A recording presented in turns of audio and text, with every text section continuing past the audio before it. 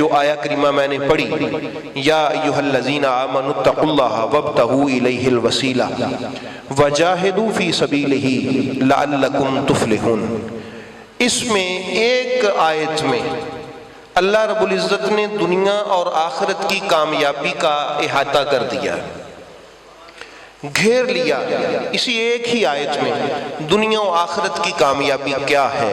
اللہ تعالیٰ نے ارشاد فرمایا یہ جو آمنو ہے، فرمایا کہ اے ایمان والو، پھر آگے کہا کہ اتقوا اللہ، خدا کا خوف کرو، تقوی اختیار کرو، وابتغوا الیہ الوسیلہ، پھر اللہ کی بارگاہ تک رسائی حاصل کرنے کے لیے تم وسیلہ تلاش کرو، وجاہدوا فی سبیلہ، اور وسیلہ کے بعد پھر تم جہاد کرو، مجاہدہ کرو۔ یہ ترتیب کسی ناسمجھ انسان کی بنائی ہوئی نہیں ہے، آپ نے توجہ رکھنی ہے اس پہ۔ یہ ترتیب خلاق دو عالم کی ہے، یہ ترتیب آپ کے میرے اور انبیاء کے خدا کی ہے۔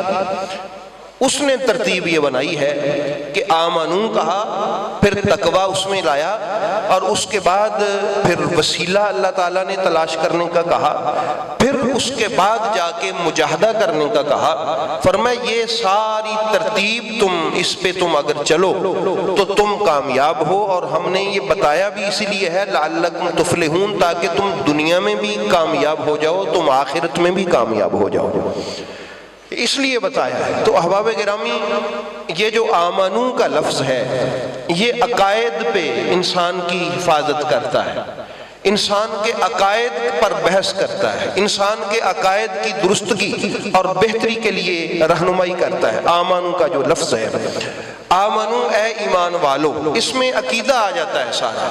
ہمارا بندہ مومن تو تب ہی بندہ مومن ہوگا جب وہ عقیدہ توحید پر کاربند ہوگا، جب وہ عقیدہ ختم نبوت پر کاربند ہوگا، جب وہ قیامت والے دن پر ایمان رکھتا ہوگا۔ یہ بنیادی ہماری 3 عقائد ہیں، باقی اس کے ساتھ جڑے ہوئے ضروری ہمارے کچھ عقائد ہیں۔ تو اس لیے احباب گرامی، اور ان عقائد میں سے بھی عقیدہ رسالت جو ہے نا، وہ بڑا مرکزی ایک پوائنٹ رکھتا ہے۔ عقیدہ رسالت، بھئی رسول پاک کے کہے سے ہم نے خدا کو ایک مانا یا خود ہی مان لیا؟ رسول پاک کے بتائے سے مانا نا، انہوں نے اطلاع دی اور انہوں نے ہمیں سمجھایا اور بتایا، ہم نے خدا کو ایک مانا، تو پتہ چلا عقیدہ توحید بوسیلہ عقیدہ رسالت ہے۔ اور مین جو ہے وہ آگے ایک تیسرا عقیدہ ہے، وہ قیامت کے دن پر یقین رکھنا اور ایمان رکھنا، وہ بھی ہمیں کس نے سمجھایا ہے؟ رسول پاک نے۔ تو باس بعد الموت اور قیامت والے دن اٹھنا اور جواب کا عقیدہ رکھنا اللہ کی بارگاہ میں، یہ بھی ہمیں رسالت کے وسیلے سے ملا ہے۔ تو پتہ چلا رسالت ایک مین ایک عقیدہ ہے جو ہمارا ہے۔ اس لیے بندہ مومن جو ایمان رکھتا ہے اللہ کے غیب پر، ہم ایمان رکھتے ہیں، اور غیبوں میں سب سے بڑا غیب خدا کی ذات ہے۔ ہم نے نہیں دیکھا، لیکن ہم اس بات کا یقین رکھتے ہیں کہ خدا کے علاوہ کوئی موجود نہیں ہے، خدا ہے اور وہی وحدہ لا شریک ہے۔ حضرت حضور غوث اعظم رضی اللہ تعالی عنہ کا جب آخری وقت تھا تو آپ کے الفاظ تھے علیکم بالتوحید، علیکم بالتوحید، علیکم بالتوحید۔ جمعۃ المبارک پہ بیٹھنے والوں میرے دوستوں، توحید پر مر جانا ہی انسان کی نجات کا دار و مدار ہے۔ توحید کو مد نظر رکھیے گا، اور انبیاء کرام اسی لیے کائنات میں تشریف لائے کہ لوگوں کو توحید سے روشناس کروائیں، اور ہم خدا کو ایک مانتے ہیں۔ یہ میرے رسول پاک کا کرم ہے، یہ ان کی نگاہ کرم کا صدقہ ہے۔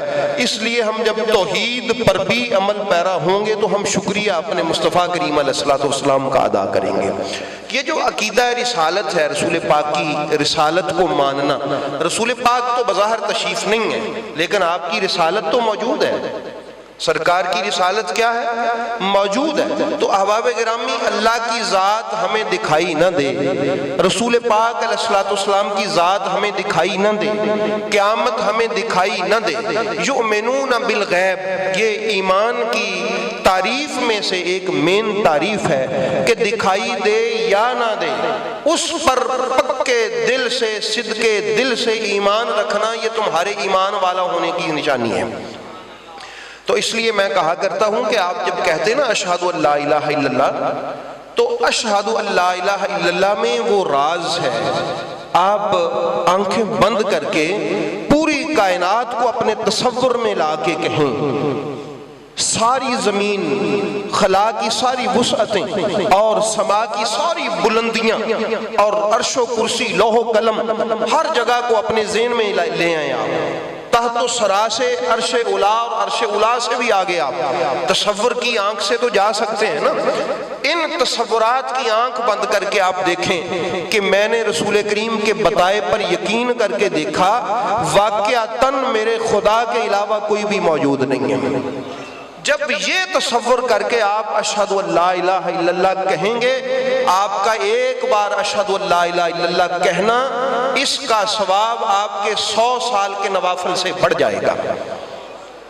سمجھ آ گئی ہے بات کی؟ اس عقیدے سے کہ آپ تصور میں چلے جائیں۔ اور یاد رکھیں یہ جو ہمیں نماز سکھائی جاتی ہے، یہ سارا کچھ ہے، یہ اسی لیے ہے کہ انسان کا تعلق اپنے خدا سے مضبوط ہو جائے۔ یہ جو جمعے ہوتے ہیں، یہ جو تقریریں ہیں، یہ محض وقت گزاری کے لیے نہیں ہوتے، یہ کچھ سیکھنے سکھانے کے لیے ہوتے ہیں۔ اور سب سے اہم چیز سیکھنے کی ہے یہ کہ ہم سیکھ لیں کہ ہمارا عقیدہ خدا تعالیٰ کی ذات پر کیسا ہونا چاہیے۔ تو اس لیے احباب گرامی، آپ اب سے یعنی ابھی سے یہاں بیٹھے بیٹھے پچھلی زندگی آپ کی جو گزر گئی سو اس کو آپ گزرنے دیں، گزر گئی وہ۔ یہ جو میں نے آپ کو طریقہ بتایا یہ اولیاء کرام سمجھاتے ہیں کہ تصور میں جا کے یہ زمین سے نیچے، یہ خلا، پورے ستارے، عرش و کرسی، لوح و قلم، جہاں کچھ بھی ہے، تصور کے ساتھ ساری دنیا میں سیر کریں اور اس کو دیکھ کے کہیں کہ مولا ہم نے تیرے رسول کی دی ہوئی آنکھ سے دیکھا ہے، تیرے سوا ہمیں کوئی کائنات میں نظر نہیں آیا۔ اور آپ کو مزہ بھی آئے گا اس اشہادو کا، آپ کو لطف بھی آئے گا، آپ لفظ اشہادو کی تاثیر محسوس کریں گے۔ یہ جو لفظ اشہادو ہے یہ ایک کہانی ہے۔ لفظ اشہادو کیا ہے؟ ایک ہسٹری ہے، کہانی ہے۔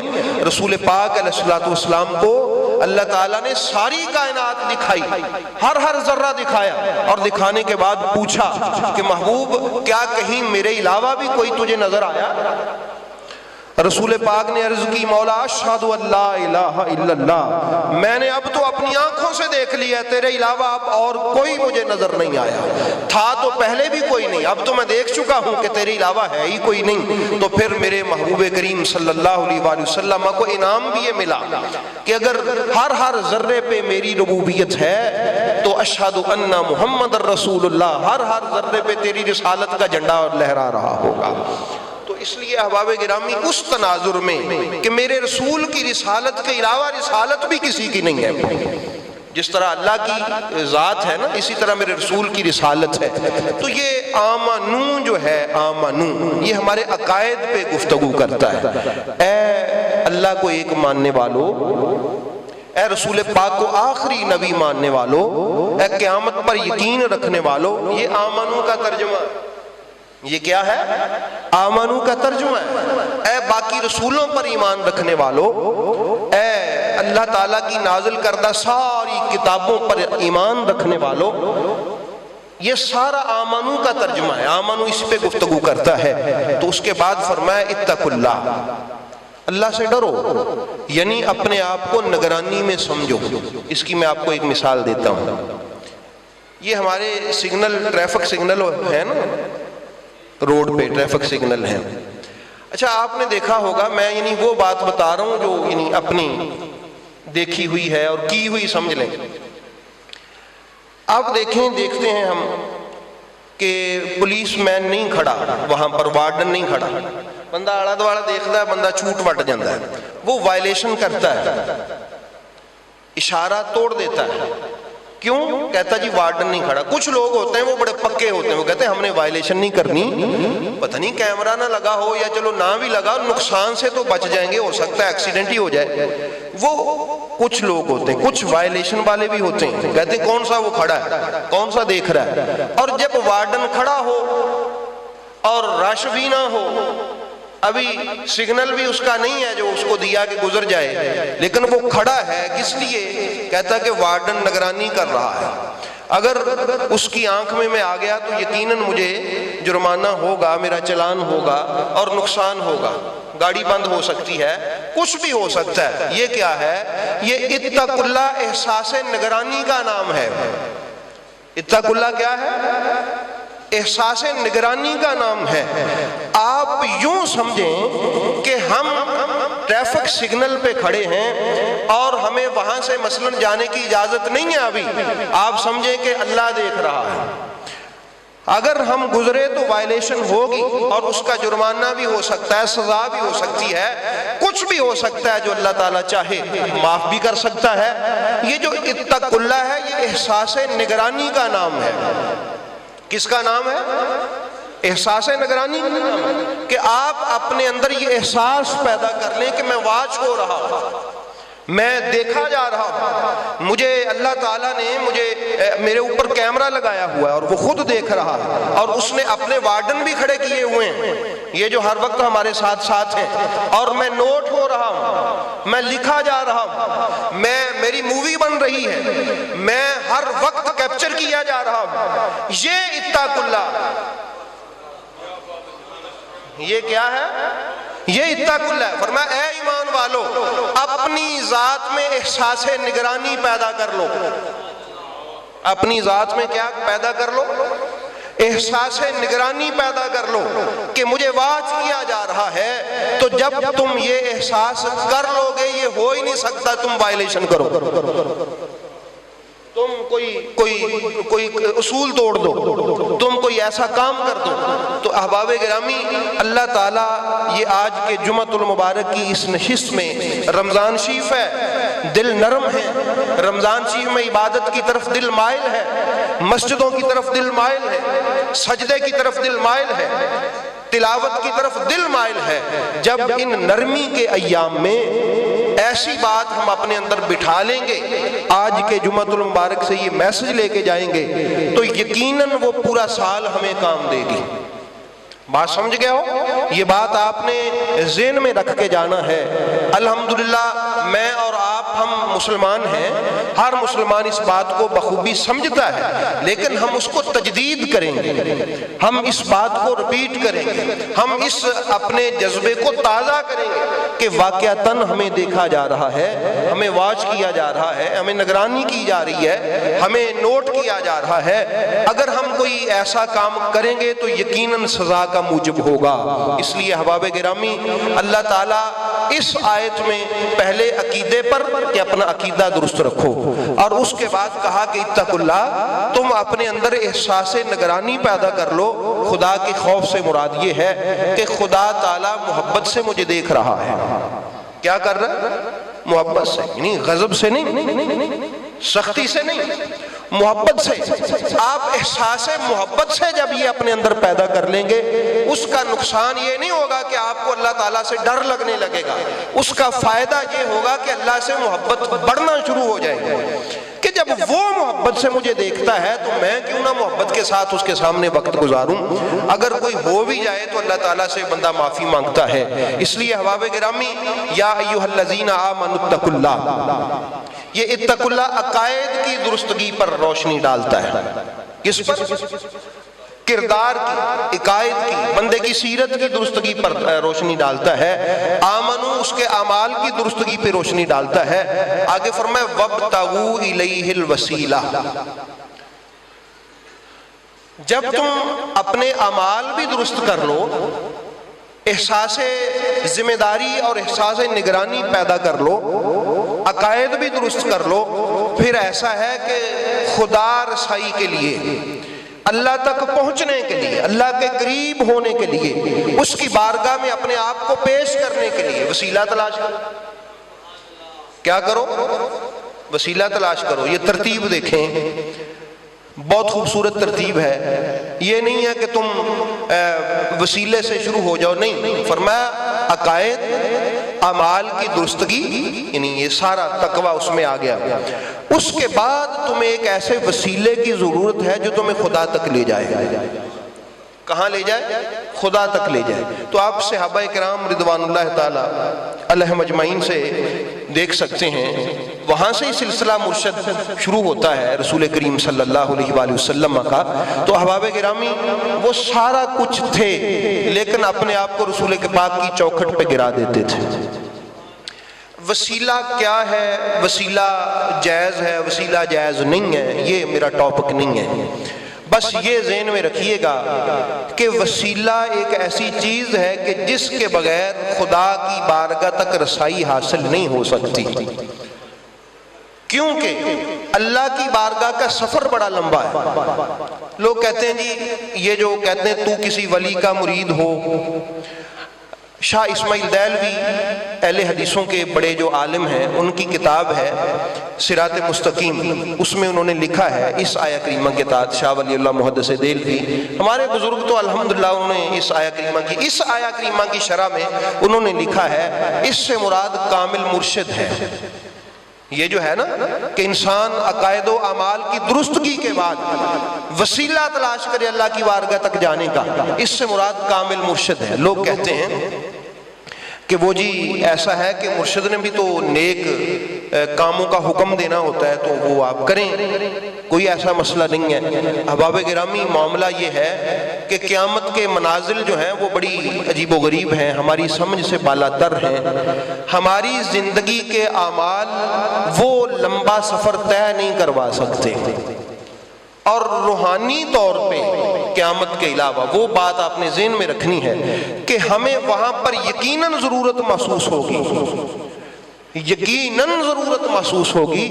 اس لیے حضور غوث اعظم رضی اللہ تعالیٰ عنہ فرماتے ہیں، تو میرے سلسلے میں اگر کسی کے ساتھ تیری نسبت ہے، وہ کامل اگر ہے تو ٹھیک ہے، وہ نہیں کامل تو اس سے اوپر والا کامل ہوگا، وہ نہیں کامل تو اس سے اوپر والا کامل ہوگا، اگر وہ بھی نہیں کامل ہے تو پھر اوپر میں عبد القادر تو اللہ نے کامل بٹھایا ہوا ہے۔ اپنے آپ کو حوالے کر ہمارے نسبت کے، یہ نسبتیں اتنی ضروری ہیں۔ اس لیے احباب گرامی ان نسبتوں کا پتہ قیامت والے دن چلے گا۔ یہ انسان کہے کہ میں نے اپنے پروں سے اڑ کے پلسرات کو کراس کر جانا ہے، ہم اپنے پروں کی طاقت سے اڑ کے نہیں کر سکتے، ان کے لیے ہمیں کسی کے پروں کی ضرورت ہے، اور وہ پر کامل مرشد کے ہیں۔ کس کے ہیں؟ کامل مرشد کے ہیں۔ وہ پر میرے غوث پیا سرکار کے ہیں، وہ میرے بابا فرید کے ہیں، اور ہمارے ان بزرگوں کے ہیں۔ تو اس لیے احباب گرامی خدا اس لیے آپ کو کہتا ہے کہ عقائد و اعمال کی درستگی کے بعد تم وسیلہ ضرور تلاش کرو اللہ کی بارگاہ تک آنے کا۔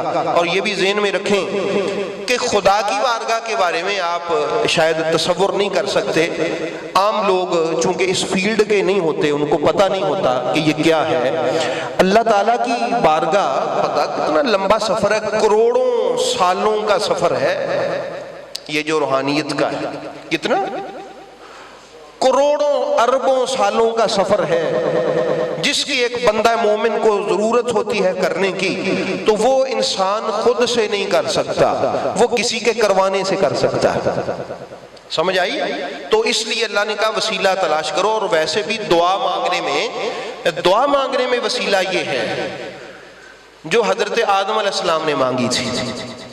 آدم علیہ السلام نے دعا مانگی 300 سال، ربنا ظلمنا انفسنا وان لم تغفر لنا وترحمنا، مانگی نا دعا۔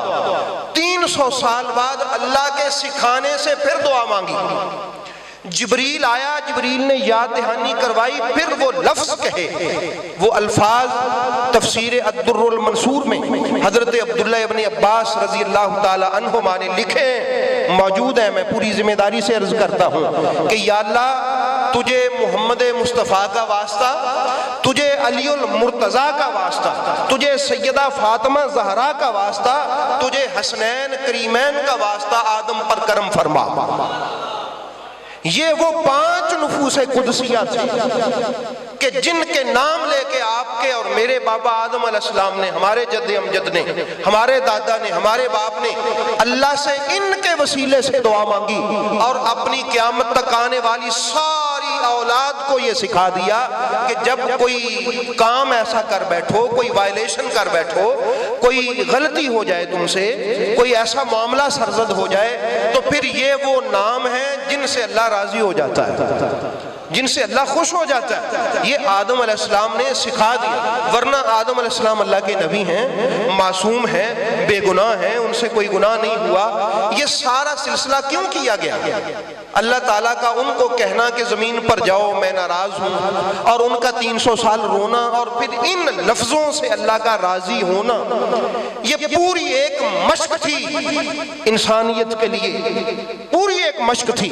اس لیے احباب گرامی اس پوری مشق کو لوگوں کے سامنے اس لیے رکھا گیا تاکہ لوگ سمجھ جائیں کہ جس کو بھی یہ احساس ہو کہ میرا خدا مجھ سے ناراض ہے، وہ اپنے آپ کو تنہا نہ سمجھے۔ پنجتن پاک کا نام ان کی مشکل کشائی کے لیے اللہ نے کافی رکھا ہے، یہ وہ وسیلہ ہے۔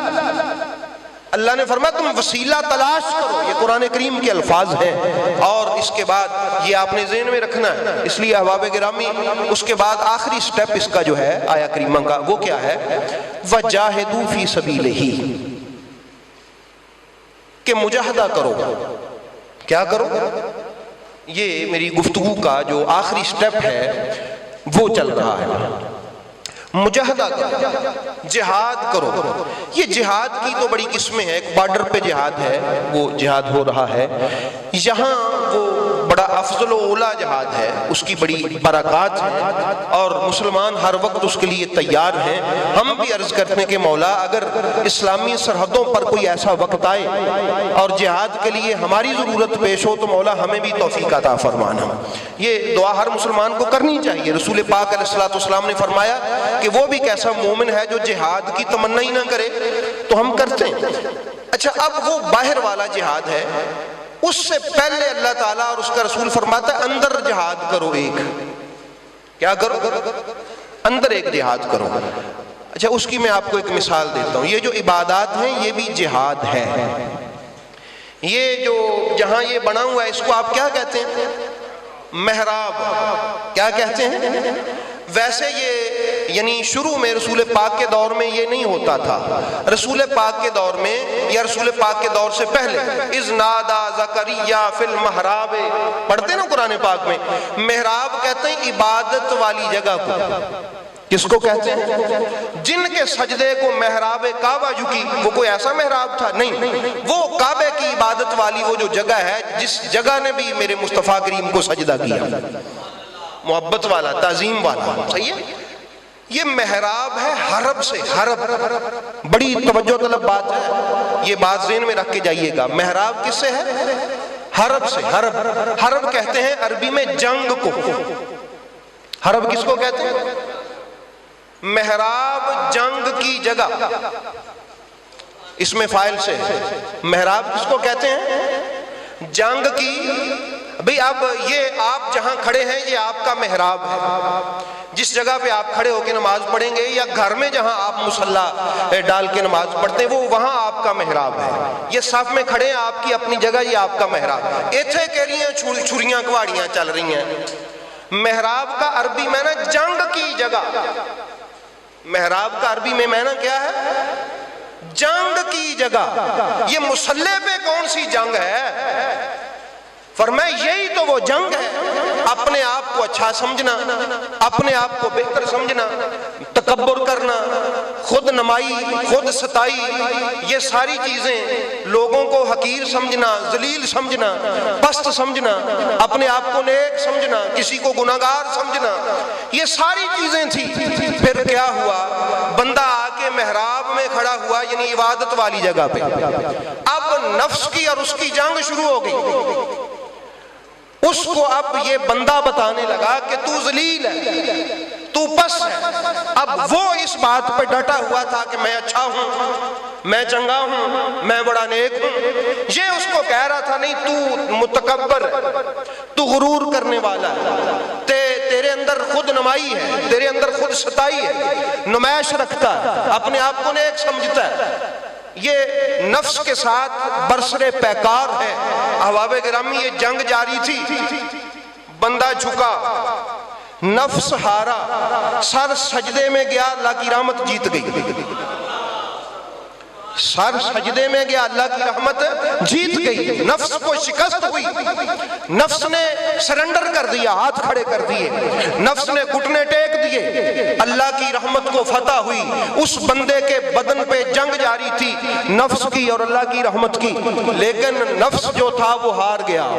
جب سر سجدے میں آیا تو اس نے قبول کر لیا میری کوئی حیثیت نہیں ہے، میں کچھ بھی نہیں ہوں، میں گیا گزرا ہوں۔ بھئی جس کی ناک ہی خاک آلود ہو، سجدے میں ہم زمین پہ اپنی ناک رکھ دیتے ہیں، پیشانی رکھ دیتے ہیں، اس سے زیادہ آگے پستی، ذلت اور حقیر کیا ہو سکتا ہے؟ جب بندہ اپنی ناک، اپنی پیشانی سجدے میں رکھ دیتا ہے تو پھر نفس کے اوپر اللہ کی رحمت کی فتح ہوتی ہے اور وہ اعلان کرتا ہے سبحان ربی الاعلی، میں تو پست ہوں، میرا خدا اعلیٰ۔ یہ نماز بھی ایک جہاد ہے، سمجھ آ گئی؟ یہ نماز بھی ایک جہاد ہے اور روزہ بھی ایک جہاد ہے۔ حلال چیزوں کو چھوڑنا، حلال چیزوں کو کیا کرنا؟ چھوڑنا۔ نفس کہتا نہیں، اور پھر وہاں سے حکم آتا ہے کہ ہاں یہ کر، پھر وہ شام تک جب اس میں سے گزر کے مغرب کے ٹائم تک پہنچتا ہے تو نفس سرنڈر کر دیتا ہے، اور اللہ اکبر کی صدا پہ جب یہ خوشی سے پانی یا کھجور یا کسی بھی چیز کی طرف ہاتھ اٹھاتا ہے تو اعلان ہوتا ہے نفس کی ہار ہو گئی، اللہ کی رحمت کو فتح ہو گئی۔ یہ زکوٰۃ بھی ایک جہاد ہے، مال کا جہاد ہے۔ نفس کہتا نہیں، تیرے اندر کمی واقع ہو جائے گی، تو کیا کر رہا ہے؟